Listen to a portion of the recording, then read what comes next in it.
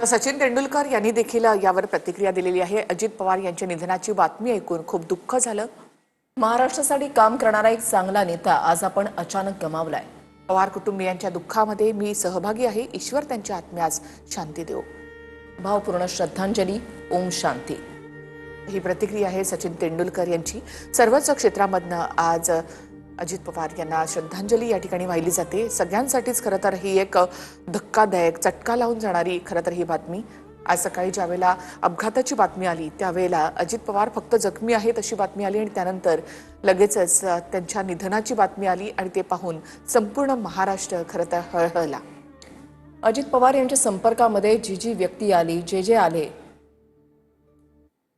तर मुख्यमंत्री आणि उपमुख्यमंत्री आता बारामतीसाठी रवाना झालेले आहेत। मुख्यमंत्री देवेंद्र फडणवीस आणि उपमुख्यमंत्री एकनाथ शिंदे सोबतच बारामतीकडे आता रवाना झालेले आहेत। महाराष्ट्राच्या राजकारणामधलं खरं तर हे त्रिकूट म्हणजे मुख्यमंत्री देवेंद्र फडणवीस, उपमुख्यमंत्री अजित पवार, उपमुख्यमंत्री एकनाथ शिंदे नेहमीच वेगवेगळ्या कार्यक्रमांमध्ये या तिघांना आपण एकत्र पाहत होतो। पत्रकार परिषदांमध्ये आपण त्यांना एकत्र पाहत होतो आणि त्यामुळे एक चांगला दिलदार दमदार असा मित्र मी गमावला अशी प्रतिक्रिया मुख्यमंत्री देवेंद्र फडणवीस यांनी दिली आहे। आणि आता ही दृश्य आपण पाहताय।